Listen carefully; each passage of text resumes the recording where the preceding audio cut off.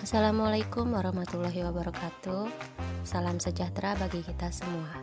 Om Swastiastu, Namo Buddhaya, dan salam kebajikan. Halo, saya Rahmanur Laili Lubis, peserta pelatihan dasar CPNS gelombang 11, angkatan 19, dan kelompok 4 tahun 2022, Provinsi Sumatera Utara. Saya berasal dari instansi UPTD Puskesmas Muara Sipongi, Kabupaten Mandailing Natal. Bersama Ibu Pengampu Materi Agenda 1, Ibu Nunung Sri Wahyuni SE MAK, dan ini merupakan video implementasi kesiapsiagaan bela negara. Selamat menyaksikan.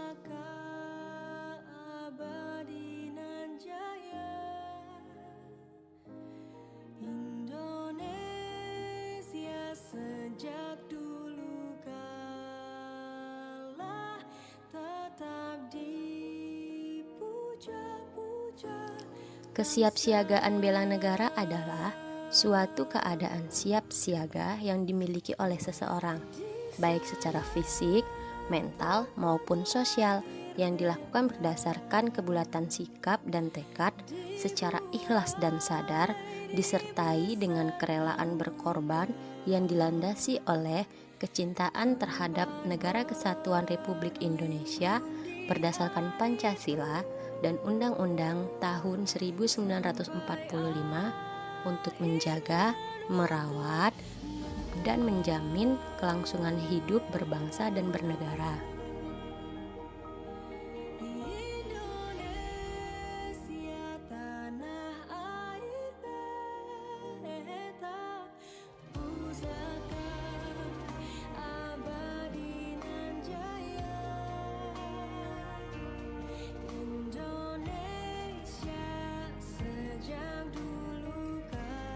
Kesiapsiagaan bela negara bagi CPNS adalah kesiapan untuk mengabdikan diri secara total kepada bangsa dan negara, dan kesiagaan untuk menghadapi ancaman multidimensional yang bisa saja terjadi di masa yang akan datang. Kesiapsiagaan bela negara bagi CPNS menjadi titik awal langkah panjang pengabdian yang didasari oleh nilai-nilai dasar negara, di mana kesiapsiagaan bela negara juga merupakan kemampuan awal bela negara.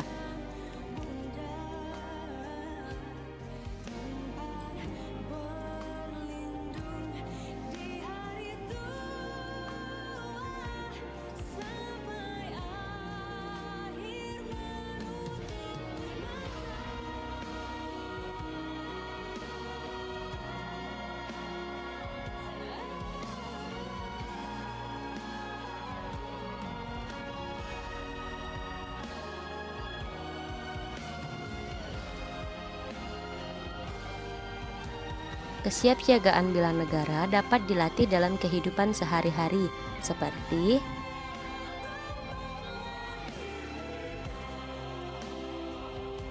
yang pertama, menjaga kesehatan mental. Kesehatan mental yang baik adalah kondisi ketika batin kita berada dalam keadaan tentram dan tenang, sehingga memungkinkan kita untuk menikmati kehidupan sehari-hari dan menghargai orang lain di lingkungan sekitar. Salah satu cara yang dapat kita lakukan untuk menjaga kesehatan mental adalah dengan beribadah menurut agama dan kepercayaan masing-masing. Sholat, zikir, dan membaca Al-Quran dapat membuat batin kita dalam keadaan tenang. Dan yang kedua adalah menjaga kesiapsiagaan jasmani, seperti menjaga kesehatan jasmani. Kesehatan jasmani dipengaruhi oleh aktivitas fisik. Aktivitas fisik tersebut akan meningkatkan pengeluaran tenaga dan energi, sehingga aktivitas fisik dapat memberi banyak manfaat, baik manfaat bagi fisik maupun bagi psikis atau mental. Lakukan aktivitas fisik dengan baik dan benar agar memberi manfaat bagi kesehatan, tentram.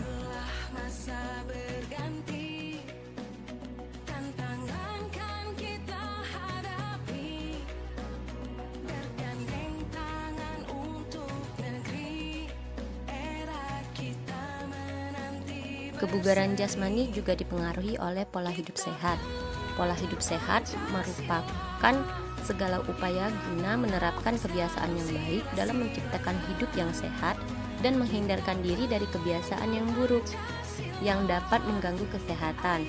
Pola hidup sehat dapat dilakukan dengan cara pemenuhan gizi yang seimbang dengan mengkonsumsi sayur, buah, protein nabati dan protein hewani yang segar.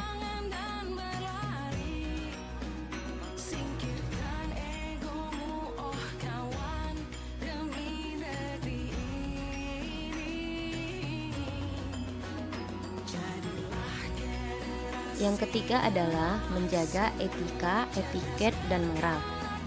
Melatih kemampuan baris berbaris merupakan salah satu cara untuk menjaga etika, di mana peraturan baris berbaris atau PBB adalah suatu wujud latihan fisik yang diperlukan guna menanamkan kebiasaan tata cara hidup dalam rangka pembinaan disiplin, di mana ini bertujuan untuk mewujudkan disiplin yang prima agar dapat menunjang pelayanan yang prima, membentuk sikap disiplin dan membina kebersamaan serta ketidaksetiakawanan.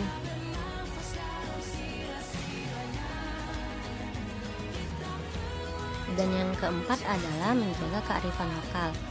Kearifan lokal adalah pengetahuan yang khas milik suatu masyarakat atau budaya tertentu yang telah berkembang lama sebagai hasil dari proses hubungan timbal balik antara manusia dengan lingkungannya. Kearifan lokal itu tidak hanya berlaku secara lokal pada budaya atau etnik tertentu, tetapi dapat dikatakan bersifat lintas budaya atau lintas etnik, sehingga membentuk nilai budaya yang bersifat nasional. Kearifan lokal dapat dipandang sebagai identitas bangsa, terlebih dalam konteks Indonesia yang memungkinkan kearifan lokal yang bertransformasi secara lintas budaya yang pada akhirnya melahirkan nilai budaya nasional. Contoh kearifan lokal yang ada di Mandailing adalah dengan mendengarkan lagu-lagu khas atau lagu daerah Mandailing, menggunakan ulos, menjaga rumah adat yang disebut bagas godang, melatih kemampuan tari daerah seperti tari tortor, serta tetap melestarikan kesenian khas seperti menampilkan gordang 9 di acara perkawinan.